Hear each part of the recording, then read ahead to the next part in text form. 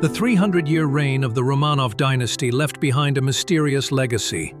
Thousands of documents, letters, diaries, and secret archives.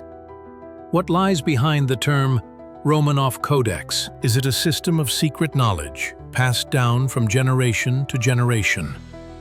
Or just a colossal archive of state documents? From the accession of Mikhail Fedorovich to the tragedy in Ekaterinburg, each ruler left his mark on the dynastic codex.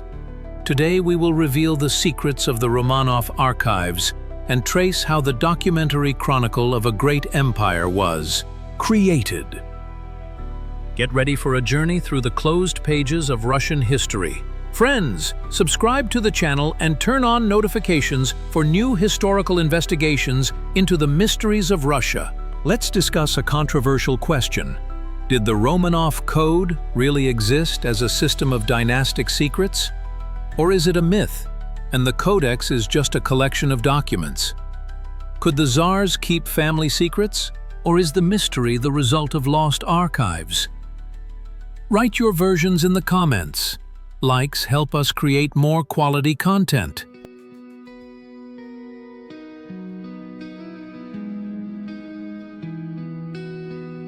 The concept of the Romanov Code does not have a single interpretation in historical science. This mysterious term refers to various phenomena, ranging from real archival documents of the dynasty to mythical family secrets passed down from generation to generation. Modern researchers distinguish several main interpretations of this concept. The first interpretation is related to the official state archives of the Romanov family. Over the course of 3 centuries of rule, the dynasty accumulated a huge amount of documents, including decrees, manifestos, personal correspondence, and diplomatic materials. These documents formed a kind of code of state administration that reflected the principles and methods of power. The second interpretation concerns family traditions and unspoken rules of the dynasty. Like any ruling family, the Romanovs had internal regulations governing succession to the throne, marriages, and the upbringing of heirs. These unwritten laws were passed down orally and formed the basis of the dynastic culture. The third version is associated with esoteric ideas about mystical knowledge supposedly preserved by the royal family.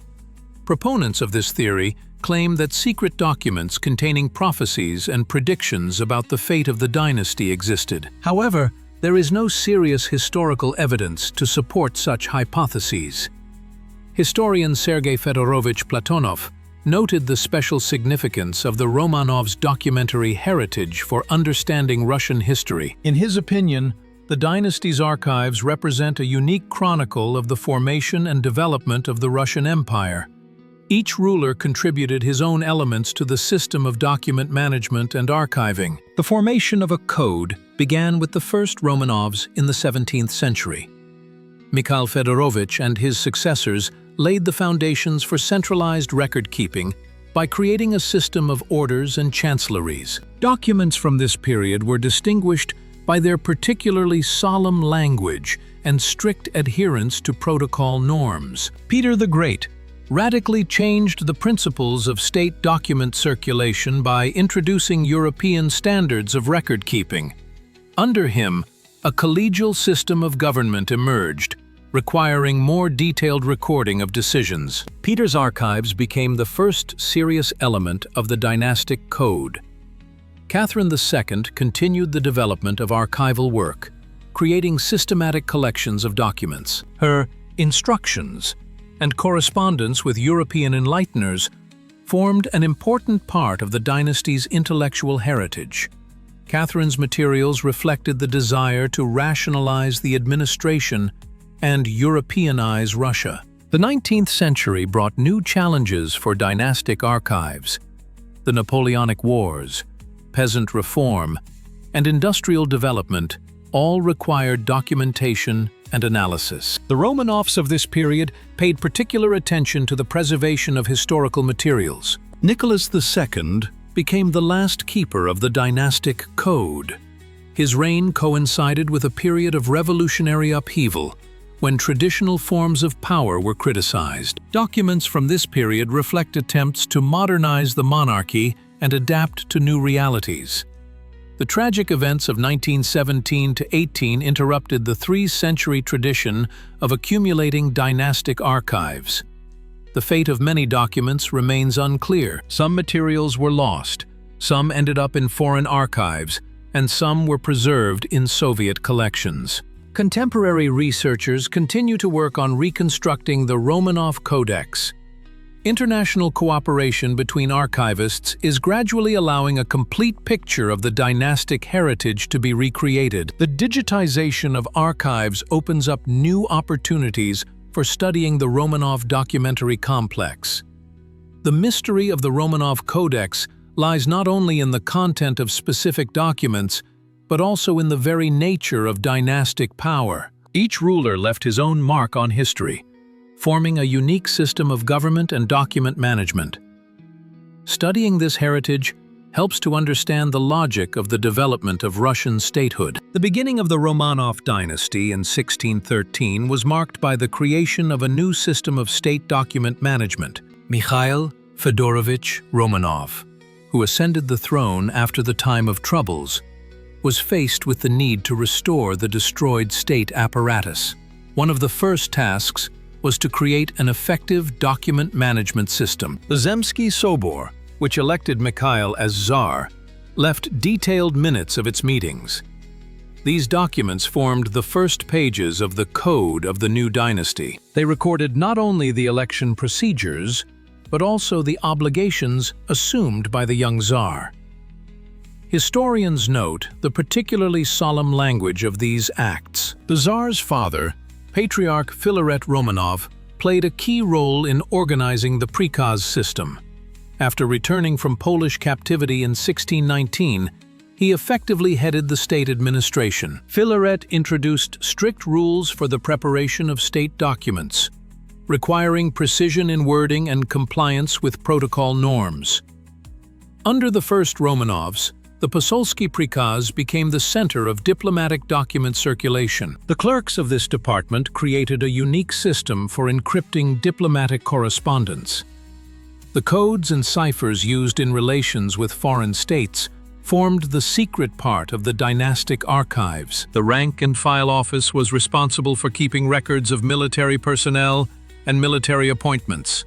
Its documents contained detailed information about noble families, their service, and their privileges. These materials formed the basis of knowledge about the social structure of the Muscovite state and constituted an important part of the dynasty's information base. The local office dealt with land issues and recorded all changes in the land ownership system. Its documents reflected the formation of the nobility and its relationship with the Tsarist authorities. Accurate land records were critical to the functioning of the state system. The personal office of Tsar Mikhail Fedorovich handled the most important documents. The Tsarist decrees, edicts, and letters patent passed through this office and received official status. Preserved copies of these documents allow us to trace the evolution of the Tsarist style of government. Alexei Mikhailovich continued to develop the documentary system inherited from his father. Under him, the importance of written records of state decisions increased. The Conciliar Code of 1649 became the first printed collection of Russian laws and the most important element of the legal part of the dynasty's code. The secret order, created under Alexei Mikhailovich, dealt with the most delicate state issues. Its archives contained materials on political crimes, palace intrigues, and secret diplomatic operations. The documents of this order constituted the confidential part of the dynastic archive. Patriarch Nikon's church reform required the creation of an extensive documentary base. The revision of liturgical books, the polemic with the Old Believers, and the Church Council of 1666 were all documented in detail. The materials of the church reform became an important part of the ideological section of the Code. Stepan Razin's uprising forced the Tsarist administration to review the system of information support for the authorities. Special mechanisms were created to collect information about the mood of the population and potential threats to state security. These materials formed the intelligence component of the dynastic archives. Despite his short reign, Fyodor Alexeyevich made a significant contribution to the development of the prikaz system. Under him, a reform of the local administration was carried out, which required a review of the entire system of accounting for people in service. The rank books underwent a radical revision, which improved the quality of document flow. The regency of Princess Sofia was marked by increased diplomatic activity. Negotiations with Poland, participation in the anti-Turkish coalition, and the Crimean campaigns all required intensive document circulation. The materials from this period reflect Russia's growing role in European politics.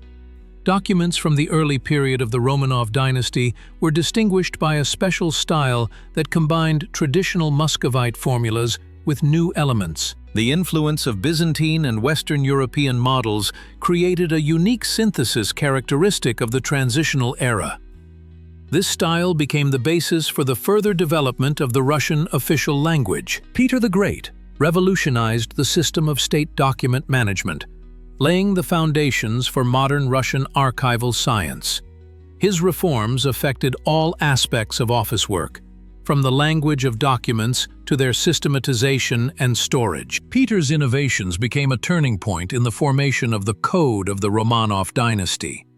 The introduction of a civil script in 1708 radically changed the appearance of Russian documents. Peter personally participated in the development of a new alphabet, simplifying Church Slavonic writing and bringing it closer to Latin models. This reform facilitated the creation and reading of official documents, speeding up document circulation. The collegial system of government, introduced in place of orders, required new principles of document circulation. Collegiums worked according to Western European models, keeping detailed minutes of meetings and systematizing incoming correspondence. The regulations of the collegiums determined the order in which cases were considered and decisions were made. The Table of Ranks of 1722 created a coherent system of civil service that required precise documentation. Each appointment, promotion, or award was recorded in special forms. These documents formed the basis of personnel records for Russian officials. The Senate, established in 1711, became the highest administrative body of the empire. Senate protocols, decrees, and decisions constituted the most important part of the state archives.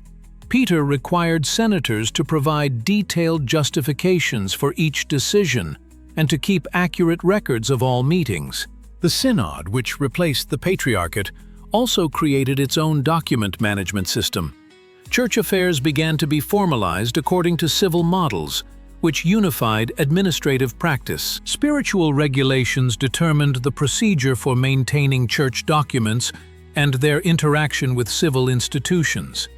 Peter's personal office handled enormous volumes of correspondence. The emperor personally read and commented on many documents, leaving resolutions and remarks in the margins. These autographs of Peter have become invaluable historical sources, reflecting his management style and political views. The diplomatic archives of Peter's time reflect Russia's transformation into a European power. Negotiations with allies in the Northern Alliance, peace treaties with Sweden, and the establishment of relations with new partners required professional diplomatic document management. The Collegium of Foreign Affairs created a model system for maintaining diplomatic archives. Military documents from the Northern War era formed a special section of Peter's archives. Battle plans, troop dispositions, and reports on combat operations were systematically recorded and analyzed. Peter personally studied military documents, drawing lessons for future campaigns. Peter's economic reforms required the creation of statistical records. Revision tales, head censuses, and industrial regulations formed the information base for economic management. The Chamber Collegium and the Manufactory Collegium created a system of economic document circulation. The establishment of the Academy of Sciences in 1724 was an important step in the development of scientific document management. Academic regulations defined the procedure for maintaining scientific documentation, publishing research, and international scientific exchange. Academic archives became part of the intellectual heritage of the dynasty. Provincial reform required the unification of local document management. Provincial offices worked according to uniform standards, sending standardized reports to the capital. This system provided the central government with the necessary information about the state of affairs in the provinces. Police agencies, created according to European models, introduced new forms of document management. Police regulations determined the procedure for investigating crimes, conducting investigations, and compiling reports. These materials formed the criminalistic part of the state archives. Peter's archives were distinguished by their systematic nature and completeness of documentation. The emperor demanded that all aspects of state activity be recorded, creating an information base for analysis and planning.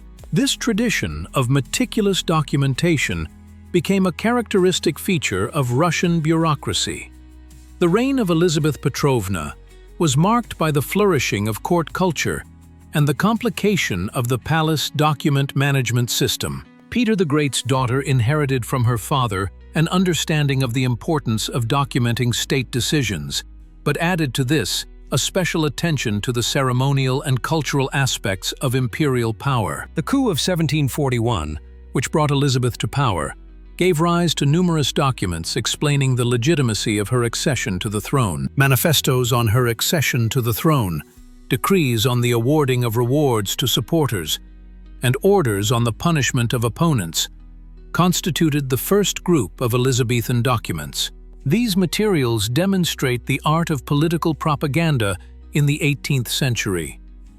The abolition of the death penalty was one of the most important decisions of Elizabeth's reign. The corresponding decree and subsequent documents on the review of criminal cases set a precedent for the humanization of Russian legislation.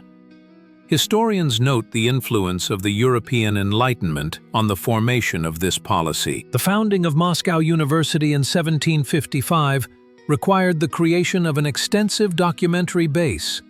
The university project, developed by Mikhail Lomonosov, included detailed regulations for the educational process and administration. University documents became part of the educational policy of the Romanov dynasty. The 7 Years' War gave rise to a huge array of military and diplomatic documents. Negotiations with allies, military plans, and battle reports were systematically documented. Particular attention was paid to diplomatic correspondence with France and Austria, which determined Russia's foreign policy. Palace construction during the Elizabethan era was accompanied by the creation of detailed project documentation. Rastrelli and other architects created not only building plans, but also detailed descriptions of decorative elements. These documents reflect the artistic tastes of the era and the process of forming the imperial style. Court etiquette under Elizabeth reached unprecedented levels of complexity, requiring the creation of detailed ceremonial regulations. Descriptions of coronations, court holidays, and diplomatic receptions formed a special group of documents. These materials show the Russian court's desire to conform to European standards. The theatrical life of the court was also reflected in official documents. Decrees on the creation of a court theater, contracts with foreign artists, and descriptions of performances made up the cultural part of the Elizabethan archive. The Empress personally participated in the development of theater programs. Elizabeth's religious policy was characterized by a return to Orthodox traditions after the westernizing reforms of her predecessors. Decrees on the restoration of church privileges, documents on the construction of churches, and correspondence with church hierarchs reflect this shift in religious policy. The economic reforms of the Elizabethan era were documented with particular care. The abolition of internal customs duties, the development of industry and trade privileges were given detailed legal form. The Senate protocols of this period contain extensive discussions on economic policy. Elizabeth's personal correspondence with European monarchs formed an important part of the diplomatic archives. Letters to the French king, the Austrian empress, and the Prussian king reflect the empress's personal diplomacy. These documents reveal the informal aspects of international relations. The favoritism characteristic of Elizabeth's court is also reflected in the documents.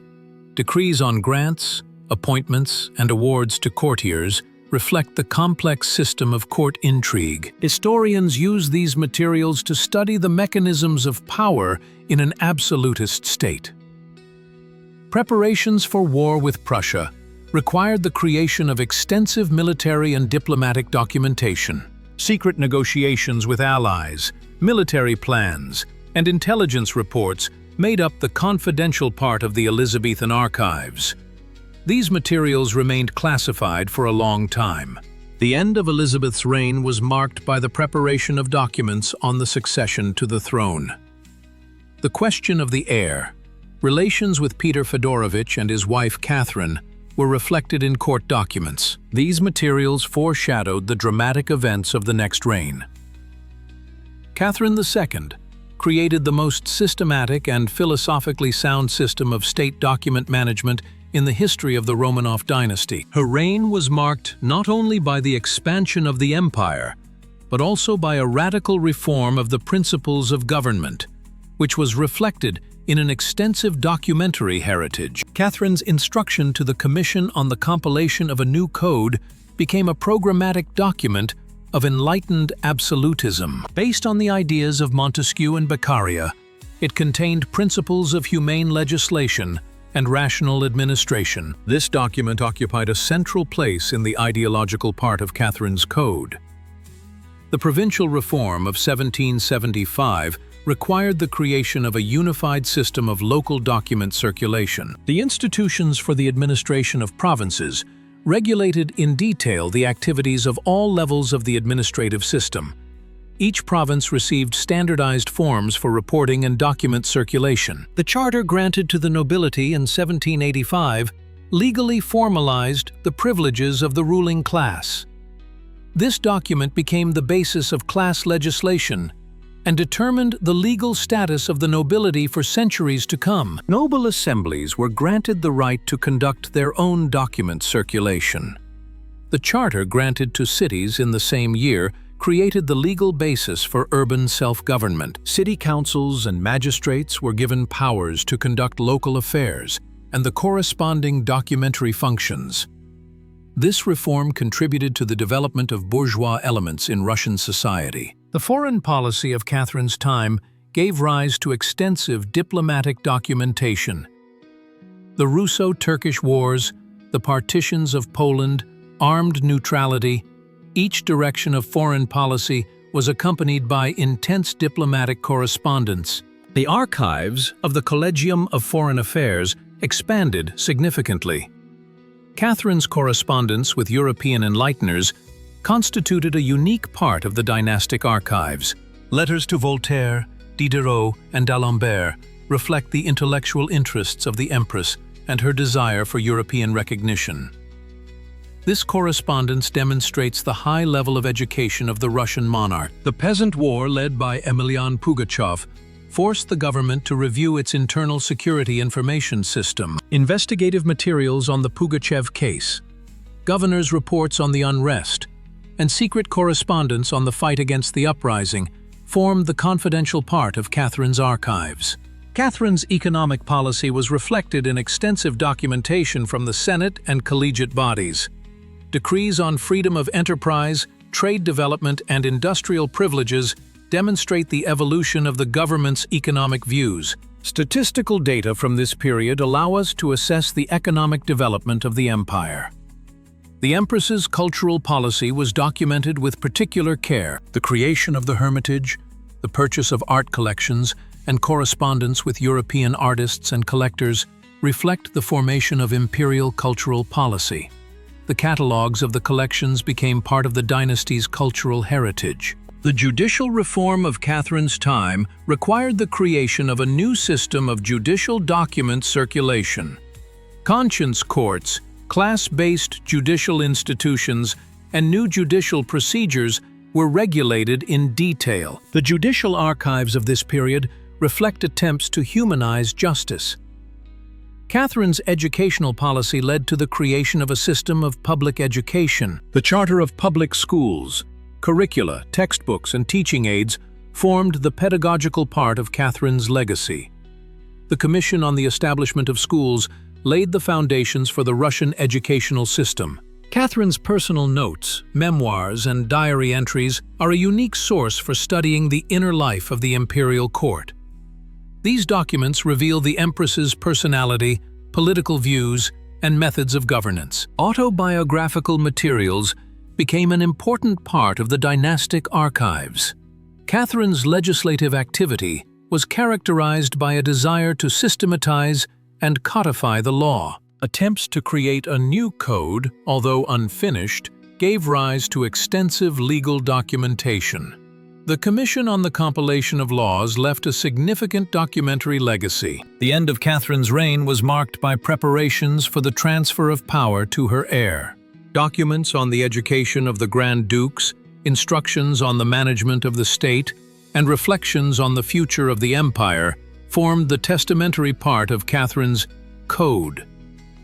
These materials anticipated the problems of the next reign. The assassination of Emperor Paul I on the night of March 11–12, 1801 became one of the most mysterious pages in the history of the Romanov dynasty. Documents related to these events have been partially lost and partially classified, giving rise to numerous versions and hypotheses about the true circumstances of the tragedy. The official version of Paul's death, as stated in a government communiqué, was that he died suddenly of a stroke.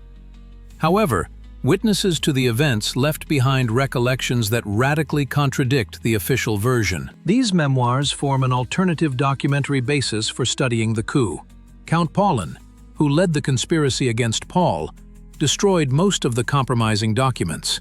Only fragments of the conspirators' correspondence and isolated testimonies of participants in the events have survived. Reconstructing the course of the conspiracy is possible only on the basis of indirect sources and later memoirs. Upon ascending the throne, Alexander I ordered that all documents related to the circumstances of his father's death be removed from the archives. A special commission reviewed the documents and removed the most compromising materials. The fate of these documents remains unknown to this day. The Palace Journal of Mikhailovsky Castle for March 1801 contains mysterious entries about the movement of guards on the night of the coup. Analysis of these entries shows violations of the usual order of service, which indirectly confirms the conspiracy theory. The commanders of the guards received special instructions, the content of which is unknown. The emperor's body was examined by court physicians, who were interested in concealing the true cause of death. The official conclusion of natural death contradicts eyewitness accounts of injuries on Paul's body. The original medical documents may have been destroyed. Foreign diplomats in St. Petersburg left their own descriptions of the events in encrypted dispatches to their governments. The English ambassador reported to London about the violent death of the emperor, and the French representative conveyed similar information to Paris. These documents are kept in foreign archives. The participants in the conspiracy received generous rewards from the new emperor, which indirectly confirms their role in the coup.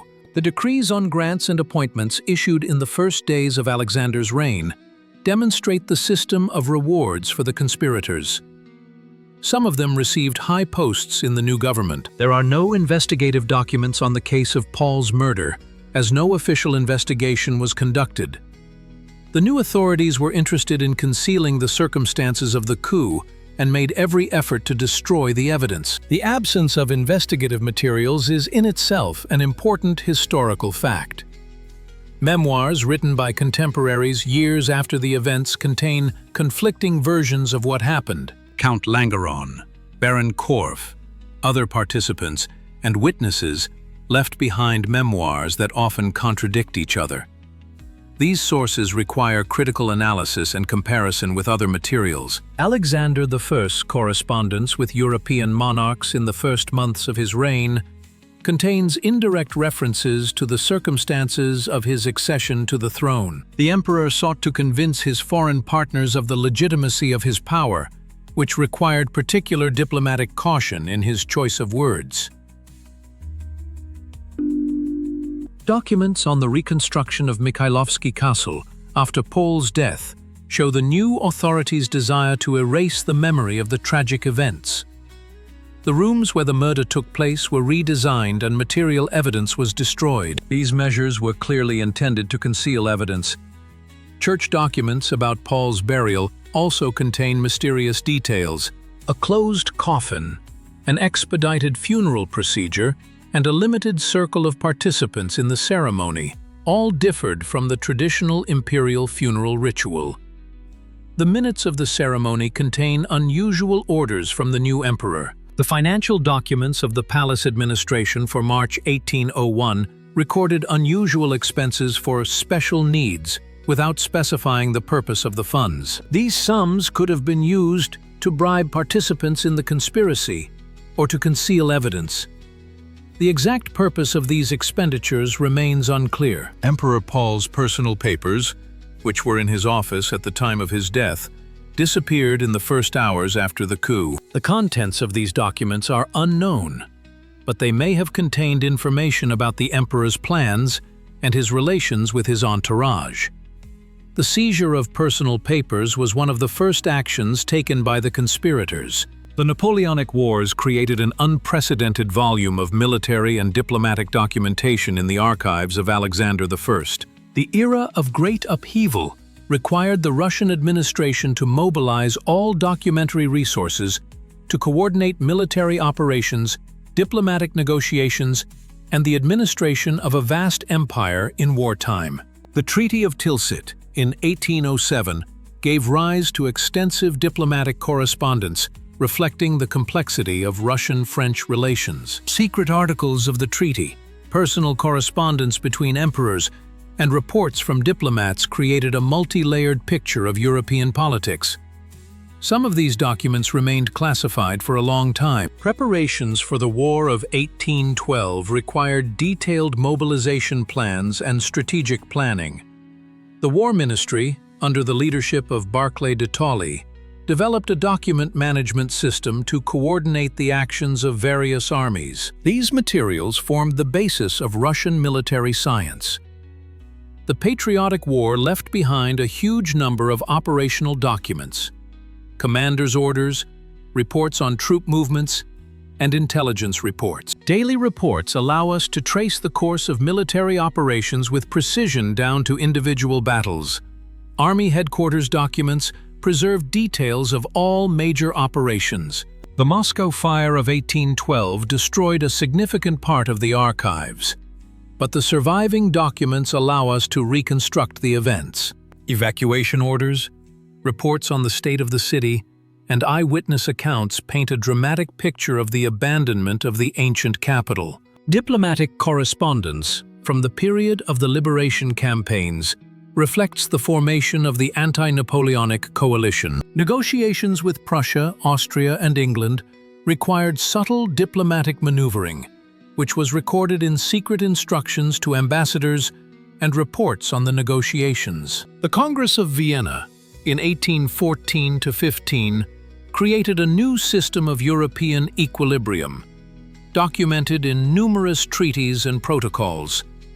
Russian diplomats played a key role in the negotiations, as reflected in extensive diplomatic correspondence. The Holy Alliance, created on the initiative of Alexander I, was ideologically justified in special documents. The Act of the Holy Alliance, correspondence between the Allied monarchs, and instructions to diplomats reflect an attempt to create a Christian policy in Europe.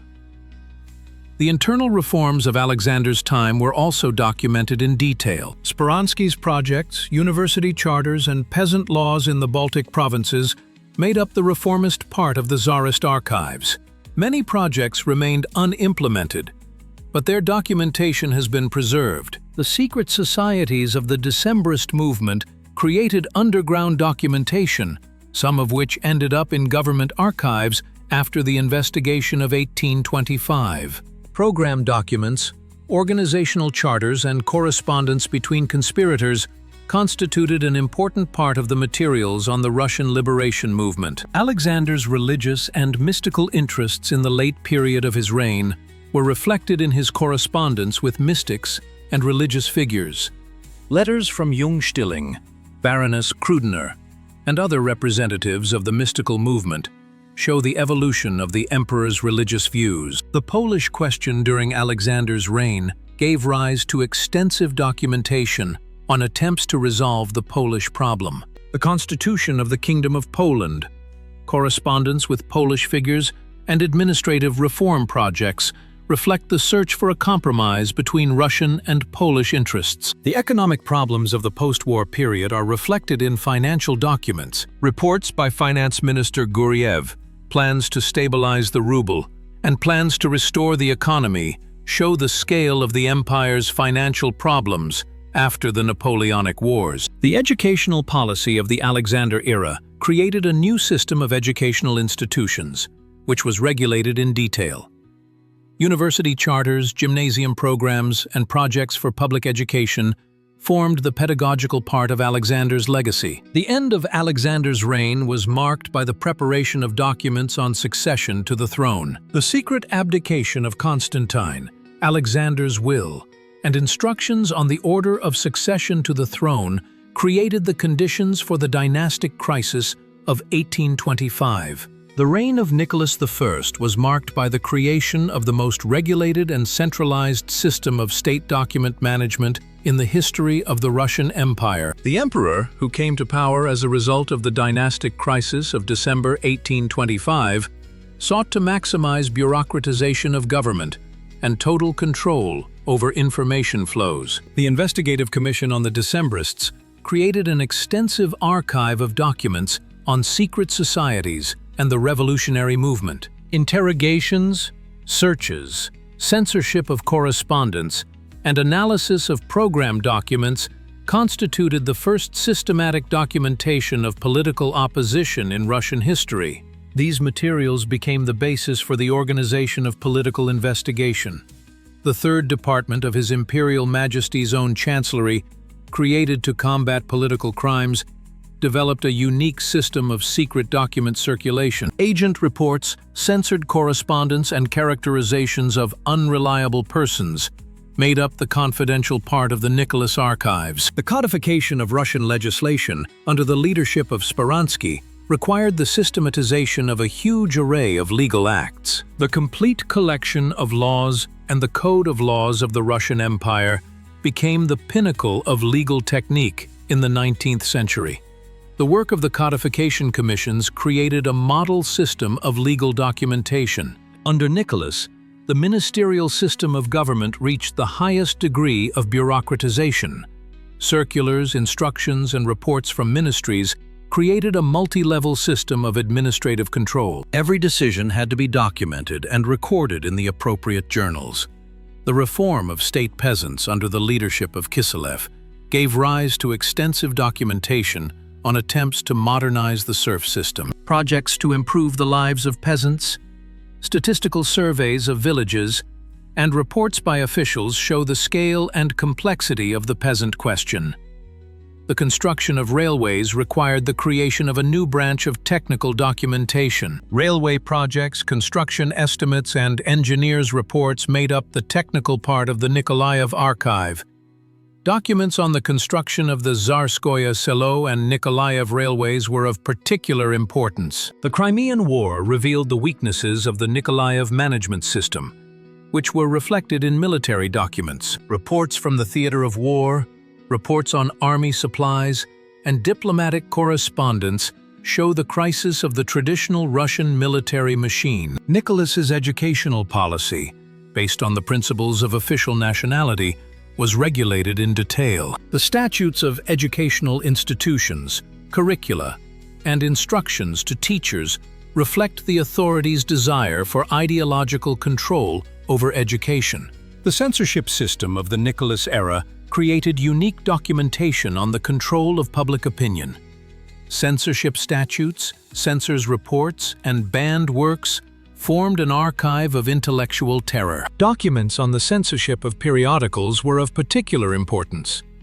Diplomatic documents from the Nicholas era reflect the empire's conservative foreign policy. Negotiations within the Holy Alliance, the Eastern Question, and Polish affairs were the main areas of diplomatic activity. Secret correspondence reveals the behind-the-scenes side of European politics. Financial documents from Nicholas's reign demonstrate a chronic lack of funds for the implementation of state projects. Reports by Finance Minister Cankren, monetary reform projects, and estimates of state expenditures reveal the financial constraints of the autocratic government. Architectural projects from the Nicholas era reflect the official style of the time. Drawings by Thon, Stekenschneider, and other architects show a desire to create a national architectural style. Documentation on the construction of the Cathedral of Christ the Savior forms a special group of materials. Nicholas I's personal correspondence with members of the imperial family reveals the inner workings of politics. Letters to his brother Constantine, his wife Alexandra Fyodorovna, and his children show the human side of the harsh emperor. These documents remained inaccessible to researchers for a long time. The end of Nicholas's reign coincided with defeat in the Crimean War, which required a review of the foundations of state policy. Documents from the last years of his reign show an awareness of the need for reform.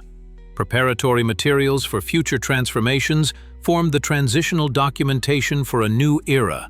The great reforms of Alexander II gave rise to a huge amount of documentation reflecting the attempt to modernize the Russian Empire. The new emperor, who ascended the throne after the defeat in the Crimean War, understood the need for radical reforms and ensured that they were documented in detail. Preparations for peasant reform began with the creation of a secret committee, whose documents reveal the complexity of the peasant question. Landowners' notes, drafts of emancipation, and discussions about the size of the ransom made up extensive preparatory documentation. Editorial commissions created the final version of the reform. The Manifesto of February 19, 1861, on the abolition of serfdom, became a turning point in Russian history. Its preparation required the coordination of efforts by many departments and experts. Various versions of the text show the struggle between different approaches to solving the peasant question. The judicial reform of 1864 created a new system of justice that required the development of fundamentally new documentation. Judicial statutes, rules of procedure, and instructions for judicial investigators formed the legal basis of the new justice system. The introduction of jury trials changed the nature of judicial documents. The Zemstvo reform granted broad powers to local self-government, which required the creation of a new system of local document circulation. The regulations on Zemstvo institutions regulated the activities of Zemstvo assemblies and administrations. Zemstvo reports became an important source of information about local needs. The urban reform of 1871 granted cities self-government similar to that of the Zemstvo.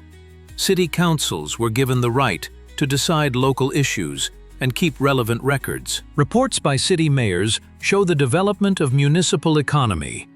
The military reform under Milutin radically changed the principles of the organization of the armed forces. The introduction of universal military service, the creation of military districts, and the reform of military education were regulated in detail.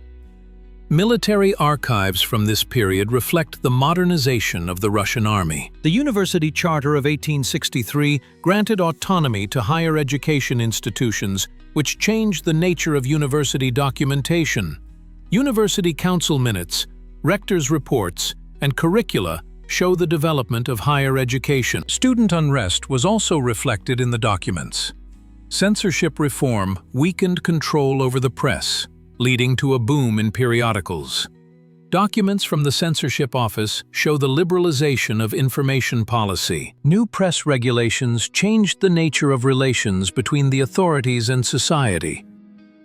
Reiter's financial reforms were aimed at stabilizing public finances after the reforms. Reports by the Minister of Finance, draft tax reforms, and documents on the establishment of the state bank show attempts to modernize the financial system. The Polish uprising of 1863 required the mobilization of all resources to suppress the rebellion. Military reports, diplomatic correspondence, and documents on punitive measures constitute an extensive archive on the last major Polish uprising. The sale of Alaska in 1867 was accompanied by secret negotiations with the American government.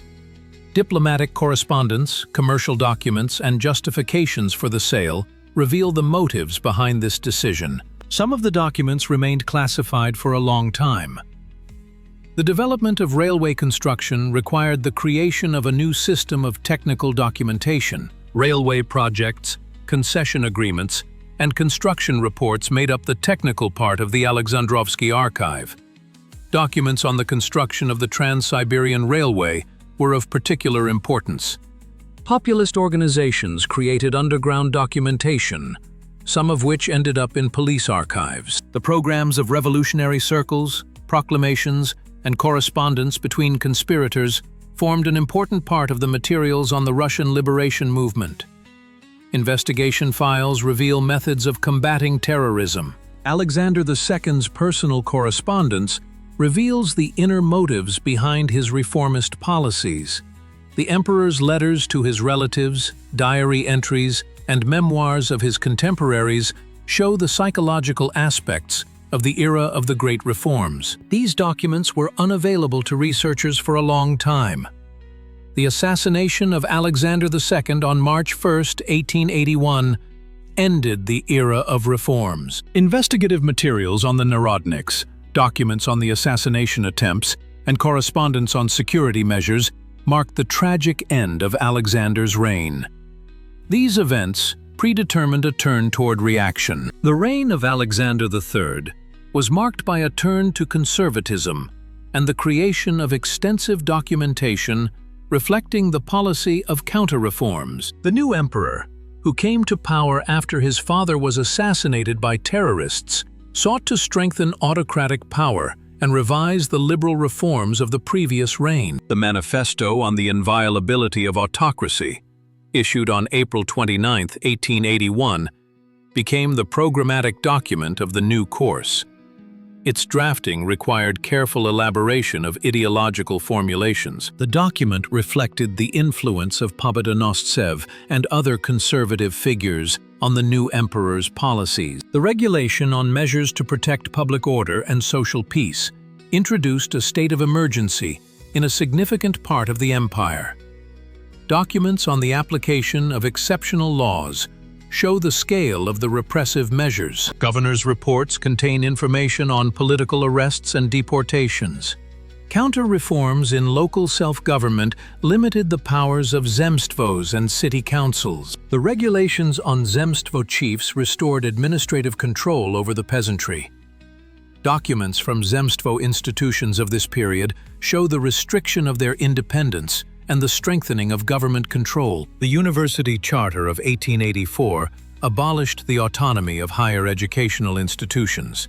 New rules for admission to universities, restrictions on students from the lower classes, and increased supervision of the educational process are reflected in extensive university documentation. Judicial counter-reforms in the 1880s limited the effect of the judicial statutes of 1864. The removal of political cases from the jurisdiction of jury courts, the expansion of administrative justice, and restrictions on the publicity of court proceedings were reflected in the relevant legislative acts. These documents show a departure from the principles of the rule of law. The zemstvo chiefs, introduced in 1889, were given broad administrative and judicial powers over the peasantry. Instructions to zemstvo chiefs, their activity reports, and peasants' complaints constituted extensive documentation on the restoration of noble guardianship over the emancipated peasantry. Industrial development in the 1880s required the creation of new economic documentation. Reports by factory inspectors, industrial production statistics, and documents on labor legislation reflect the process of industrialization. Materials on the construction of the Trans-Siberian Railway were of particular importance. Alexander III's foreign policy was characterized by the search for new allies in Europe. The Franco-Russian alliance, formed in the early 1890s, required intensive diplomatic correspondence. Secret military conventions constituted the confidential part of the diplomatic archives. Alexander III's religious policy was aimed at strengthening the position of Orthodox Christianity.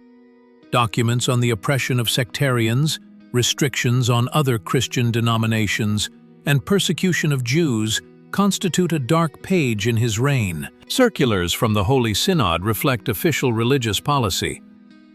National policy was characterized by the Russification of the empire's periphery. Documents on the abolition of Finnish autonomy, restrictions on Polish culture, and the oppression of Baltic Germans show a desire to unify the empire. This policy created tension in the national regions. Alexander III's censorship policy tightened control over the press. Temporary press regulations of 1882 expanded the powers of censors. Documents from the censorship office show the extent of restrictions on freedom of speech. Many publications were closed or received warnings. The government's economic policy was aimed at protecting domestic industry.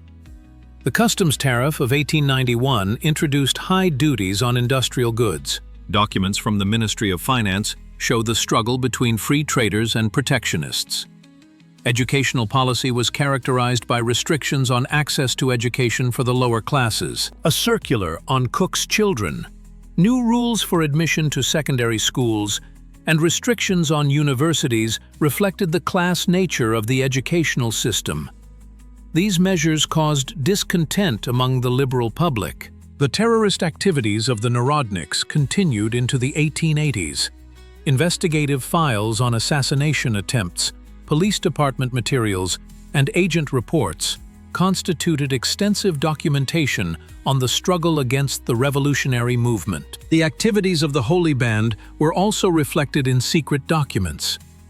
The government's social policy was aimed at strengthening the class system. Documents on loans to the nobility and merchants, measures to support landowners, and restrictions on the rights of the bourgeoisie reflect the class orientation of the policy. The peasant land bank was supposed to help solve the agrarian question. Alexander III's personal life was less well documented than that of other emperors. Preserved correspondence with the Danish princess Dagmar, Maria Fedorovna, family photographs, and diary entries reveal the private side of the emperor's life. These materials remained inaccessible for a long time. The end of Alexander III's reign in 1894 coincided with the beginning of a new stage in Russia's development. Documents on the education of the heir, instructions on state administration, and reflections on the future of the empire constituted the transitional documentation for the last period of the Romanov dynasty. The reign of Nicholas II was the final period in the history of the Romanov dynasty, and at the same time, the era of the most extensive document circulation in Russian history. The last Russian emperor inherited a colossal administrative machine and was forced to manage it amid growing social contradictions and revolutionary upheavals. The coronation documents of 1896 reflected the triumph of traditional monarchy. Ceremonial descriptions, reception protocols, and manifestos of pardon made up the lavish documentation of the last imperial coronation. The Kodinka tragedy was also documented in investigative materials and reports. The economic activity of the Russian government in the early 20th century was characterized by active industrialization. Witta's documents on industrial policy, reports on the construction of the Trans-Siberian Railway, and materials on attracting foreign investment made up the economic part of the Nikolaev archive. The Russo-Japanese War of 1904-1905 produced extensive military and diplomatic documentation. Telegrams from the theater of war, diplomatic correspondence, and investigative materials on the causes of defeat reveal the crisis of the traditional Russian military system. The Treaty of Portsmouth ended the unsuccessful war. The First Russian Revolution required the creation of a new system of political documentation. The Manifesto of October 17, the Fundamental Laws of 1906, and the electoral laws for the State Duma formed the constitutional part of Nicholas's legacy. Russia was becoming a limited monarchy. The activities of the State Duma created parliamentary documentation previously unknown in Russia. Transcripts of meetings, deputies' inquiries, bills and inter-party correspondence reflect the process of the formation of Russian parliamentarism.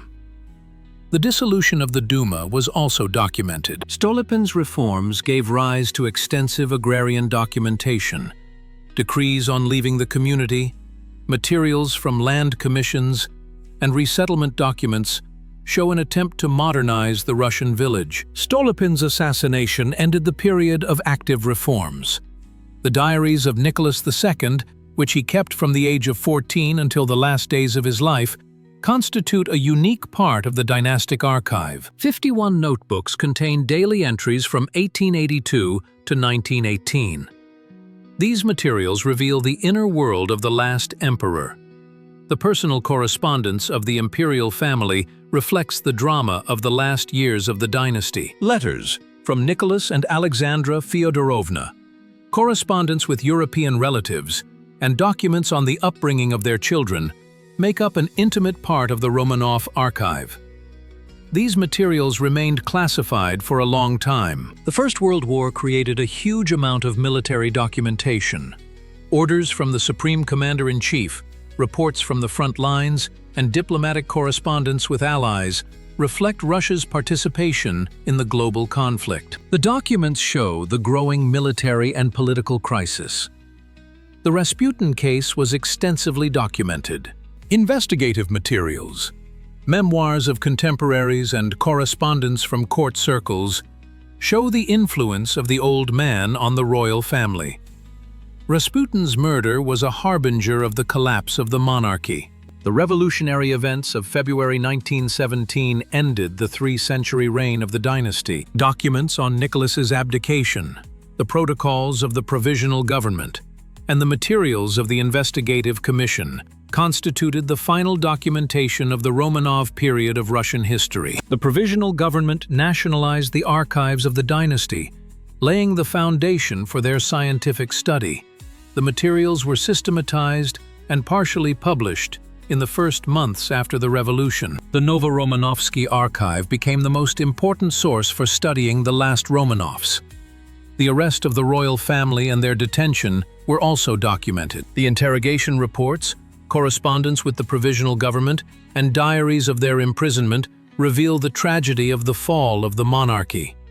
These documents became the basis for studying the last months of the dynasty. The transfer of the family to Tobolsk and then to Ekaterinburg was accompanied by the creation of security documentation. Orders from commandants, reports on the prisoners' conditions, and correspondence with the central authorities formed the background to the Ekaterinburg tragedy. These materials allow us to trace the last months of the royal family's life. The revolutionary events of 1917 marked a turning point in the history of the Romanov dynasty's document management. The February and October revolutions not only put an end to the three-century reign of the house, but also radically changed the fate of the dynastic archives. The events of February in Petrograd unfolded rapidly, which was reflected in the chaotic document flow during the transition period. Telegrams from the general headquarters, police reports, and minutes of State Duma meetings recorded the collapse of the old regime. The documents show the confusion of the authorities in the face of the popular uprising. The abdication of Nicholas II on March 2nd marked the formal end of the Romanov dynasty. The text of the abdication, drafted on the emperor's train, underwent several revisions. Drafts of the document have survived, showing the last emperor's hesitations. The abdication of Grand Duke Mikhail ended the monarchical period of Russian history. The provisional government immediately began nationalizing the dynastic archives. Special commissions were sent to the imperial residences to seize documents. Nicholas II's office in Tsarskoye Selo was sealed and placed under guard. An inventory of the dynastic heritage began. An investigative commission on the affairs of the old regime compiled extensive documentation on the activities of the Tsarist government. Interrogations of ministers, senior officials and military leaders provided a critical analysis of the monarchical system. The commission's materials were to serve as the basis for the trial of representatives of the old regime. The October Revolution of the Bolsheviks changed attitudes toward the dynastic heritage. The Soviet government viewed the Romanov documents as a tool for political propaganda against Tsarism. A special commission was created to publish compromising materials from the Tsarist archives. The first publications of documents from the Romanov archives appeared as early as August 1918. Pravda and Izvestia began printing excerpts from Nicholas II's diaries immediately after the execution of the royal family. These publications were intended to justify the actions of the Bolsheviks. The Archival Commission, led by Pokrovsky, systematized the dynastic materials for scientific study. The creation of the Novoromanovsky Archive made it possible to preserve the documentary heritage of the last Tsars. Despite the ideological tasks, serious archival work was carried out. Emigration took some of the dynastic documents abroad. Relatives of the Romanovs who left Russia preserved personal correspondence and family materials. These documents ended up in foreign archives and remained inaccessible to Soviet researchers for a long time. Diplomatic archives contained compromising information about secret agreements of the Tsarist government. The publication of secret treaties became an important element of Bolshevik propaganda. Documents on the division of spheres of influence, military plans, and diplomatic intrigues were used to discredit the Entente. Military archives recorded the collapse of the Russian army in 1917. Orders to fraternize with the enemy, reports of desertion, and materials from soldiers' committees showed the decay of the military machine. These documents were used to justify a separate peace with Germany. Documents on the activities of the Security Department formed a special group of materials from the revolutionary period. Agent reports, censored correspondence, and characterizations of revolutionaries revealed the methods of the Tsarist secret police. The publication of these materials was intended to discredit the old regime. Financial documents revealed the secrets of the Tsarist treasury and the personal fortunes of the Romanovs. Reports from His Majesty's cabinet, documents on foreign investments, and materials on jewels made up the economic part of the revolutionary exposés. This data was used to confiscate the dynastic property. Church documents showed the links between Orthodox Christianity and autocracy. Correspondence between synod officials, materials on church policy, and documents on the oppression of sectarians were used in anti-religious propaganda. The separation of church and state required a review of all church-state relations. Local archives in provinces and counties were also nationalized and revised. Documents from governors, materials from gendarmerie administrations, and correspondence from local authorities made up the provincial part of the revolutionary document flow. These materials showed how the Tsarist administration functioned at the local level. The revolutionary events of 1917 brought to an end not only the political, but also the documentary history of the Romanov dynasty. The nationalization of the archives turned the dynastic heritage into a national treasure, accessible for scientific study and political use. The tragedy in Ekaterinburg on July 17, 1918, marked the end of the Romanov dynasty and at the same time gave rise to one of the most controversial collections of documents in Russian history. The events in the house of engineer Ipatiev are shrouded in mystery, and documentary evidence often contradicts each other. The decision to shoot the royal family was made as White Guard troops approached Ekaterinburg. The minutes of the Ural Regional Council meetings contain only indirect references to this decision. No direct documentary evidence of the adoption of such a resolution has survived, giving rise to disputes about Moscow's sanction. Yakov Yurovsky, commandant of the Special Purpose House, left several versions of his recollections of the fateful night. His notes, written at different times, contain contradictory details. Historians note discrepancies in the description of the execution and the number of participants. An official report of the execution appeared in the Izvestia of the Ural Regional Council on July 19th. The laconic report stated that Nikolai Romanov had been shot in connection with the approach of counter-revolutionary troops. The official report made no mention of the fate of the family, which gave rise to lengthy disputes. Golosokin's telegram to Moscow about the execution of the decision also contained no details. The encrypted message was extremely brief and did not reveal the circumstances of the tragedy. The telegram could only be deciphered after the code keys were found in the archives. The search for the burial site of the royal family continued for decades. In his later memoirs, Yurovsky gave various versions of how the bodies were destroyed. Contradictory statements by those involved in the events made the search for the remains difficult.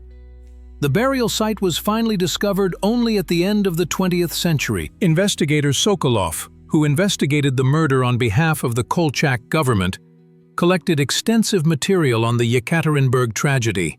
His report contained witness statements, material evidence, and a reconstruction of events. However, the political bias of the investigation reduced its objectivity. The documents of the White Guard investigation included interrogation reports of local residents, descriptions of material evidence, and plans of the Ipatiev house. Sokolov recorded traces of blood, bullet holes, and personal belongings of the royal family members.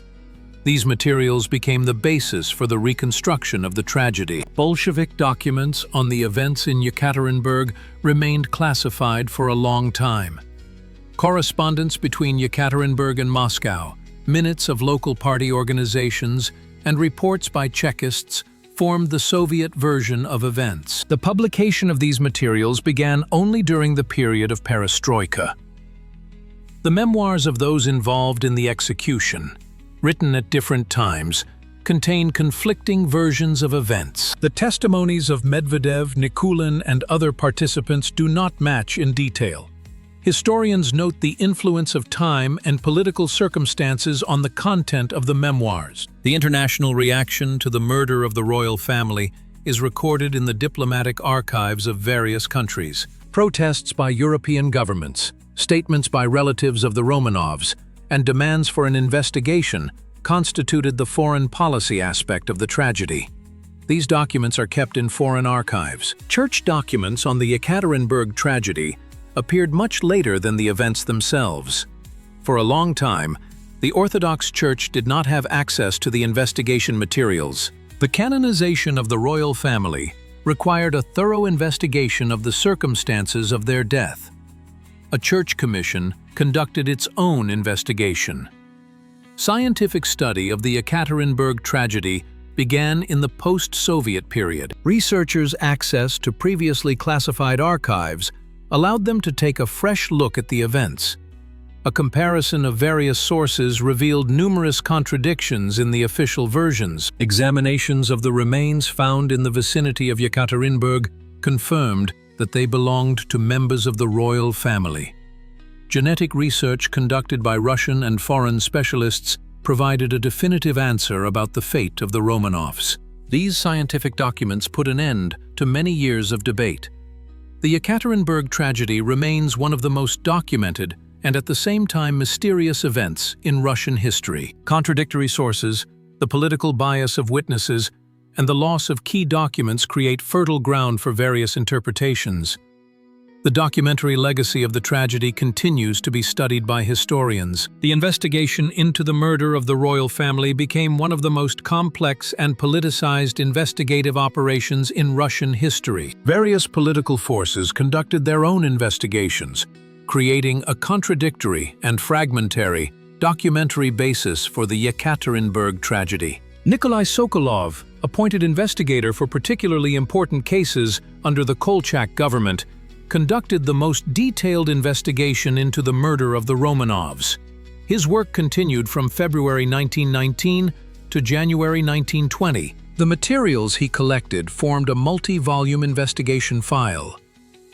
Sokolov's investigative materials included the interrogation reports of more than 100 witnesses, the testimonies of Ekaterinburg residents, guards at the Ipatiev house, and local officials created a mosaic picture of the events. Many witnesses gave contradictory testimony, fearing political persecution. An examination of the crime scene yielded important physical evidence. Sokolov recorded bloodstains on the walls and floor of the basement, bullet holes and bayonet scratches. A detailed plan of the Ipatiev house was drawn up, indicating all traces of violence. Photographic documentation of the crime scene became an important part of the investigation. The discovery of personal belongings of the royal family in various places around Ekaterinburg confirmed the fact of the murder. Jewelry, buttons, fragments of clothing, and Dr. Botkin's medical supplies formed the material basis of the investigation. Each find was documented and described. The search for the bodies of those killed was unsuccessful during Sokolov's investigation. Contradictory statements by those involved in the shooting about the burial site led the investigation to a dead end. Sokolov concluded that the bodies had been completely destroyed by fire and acid, which later proved to be inaccurate. The interrogations of those involved in the shooting took place amid civil war and political confrontation. Many of the perpetrators went into hiding or were killed. The testimony of those who fell into the hands of the White Army was often self-justifying. The reliability of this evidence was questionable. International observers also took an interest in the investigation. Representatives of European powers and relatives of the royal family demanded an objective investigation. Diplomatic correspondence on the investigation formed a separate group of documents in foreign archives. Bolshevik documents on the investigation were propaganda in nature. Publications in the Soviet press were intended to justify the actions of the Ekaterinburg Chekists. The official version of the execution of Nicholas II alone was maintained until the end of the Soviet period. Emigrant investigations were conducted in parallel with Sokolov's official investigation. Representatives of monarchist organizations and relatives of the Romanovs collected their own materials.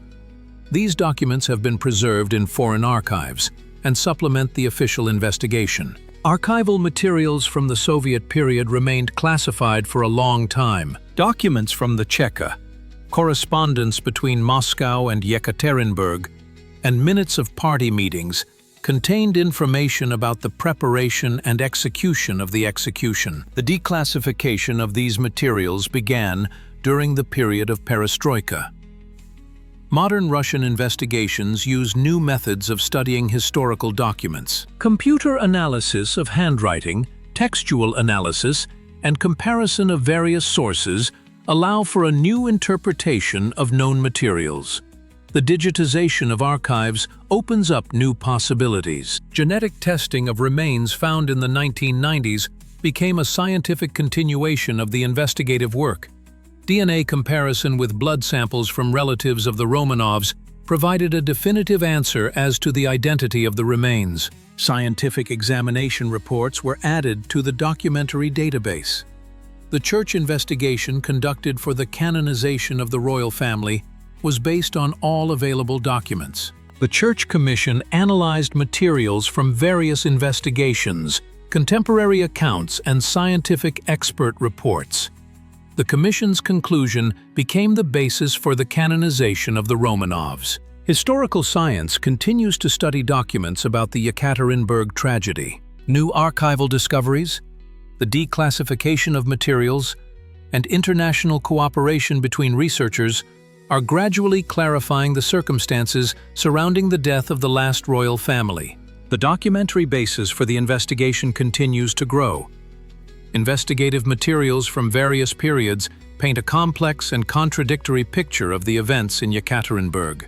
The political bias of investigators, the loss of key documents, and contradictory eyewitness accounts complicate the final reconstruction of the tragedy. The documentary legacy of the investigations remains an essential source for studying the end of the Romanov dynasty. The contemporary research on the Romanov Code draws on the latest methods of historical science and the technological possibilities of the digital age. International cooperation between archivists, the use of computer technology, and an interdisciplinary approach allow for a new interpretation of the documentary heritage of a 3-century-old dynasty. The declassification of archives in the post-Soviet period has given researchers access to previously unavailable materials. Documents from special archives, foreign archives, and private collections have enriched the source base for the study of the Romanovs. International archival projects are helping to bring together scattered documentary collections. The digitization of archival materials has revolutionized the study of the dynastic heritage. Electronic catalogs, full-text search, and high-resolution scanning of manuscripts make documents accessible to a wide range of researchers. Internet projects are creating virtual archives of the Romanov dynasty. Textual analysis of documents using computer methods reveals new aspects of dynastic documentation. Statistical analysis of vocabulary, the study of the evolution of the language of official documents, and the attribution of controversial texts are based on quantitative research methods. Genealogical research, using DNA analysis, confirms or refutes documentary evidence of family ties. Genetic examination of the remains of members of the royal family has become a scientific continuation of traditional source studies. Biological methods complement documentary sources. An interdisciplinary approach to the study of dynastic heritage attracts specialists from various fields. Historians, archivists, philologists, art historians, and psychologists create a comprehensive picture of the Romanov Code. Each discipline contributes to the understanding of dynastic culture. The comparative historical method allows us to study the document circulation of the Romanovs in the context of European dynasties. Comparison with the archives of the Habsburgs, Bourbons, and other ruling houses reveals common patterns and national characteristics of Russian dynastic document circulation. The reconstruction of lost archives is based on indirect sources and modern technologies. Descriptions, catalogs, and references in surviving documents make it possible to restore the structure and content of lost collections. Computer modeling helps to recreate archival fonts. The study of document circulation as a management system provides new insights into the functioning of Russian statehood. Analysis of information flows, decision-making speed, and control mechanisms reveals the evolution of administrative technologies from the 17th to the early 20th century. Psychological portraits of emperors based on the analysis of personal documents reveal the human side of power. Diaries, correspondence, and marginalia on documents allow us to study the personalities of rulers, their motivations, and their emotional reactions to political events. The social history of document circulation shows the participation of various social groups in the creation and preservation of dynastic archives. The role of the nobility, bureaucracy, clergy, and merchantry in shaping the documentary culture of the empire has become the subject of special studies. Gender studies reveal the role of women in dynastic document circulation. The correspondence of empresses, the diaries of grand duchesses, and the memoirs of court ladies make up the female part of the Romanov archive. These materials complement the traditional male version of dynastic history. Cultural studies examine documents as cultural texts. Semiotic analysis of the symbols of power, the study of ritual aspects of document circulation, and the study of the visual elements of documents broaden our understanding of dynastic culture. Information technology creates new opportunities for presenting and analyzing the dynastic heritage. Virtual exhibitions, interactive maps, and three-dimensional reconstructions of historical events make the Romanov Code accessible to the general public. International projects on the study of the Romanov dynasty bring together Russian and foreign researchers. Joint conferences, publications, and archival projects contribute to the formation of objective scientific knowledge about the last Russian dynasty. Political myths are giving way to scientific facts. The future of research into the Romanov Code is linked to the development of new technologies and research methods. Artificial intelligence, machine learning, and blockchain technology for the protection of archival documents open up prospects for a deeper understanding of the dynastic heritage. The Romanov Code continues to reveal its secrets,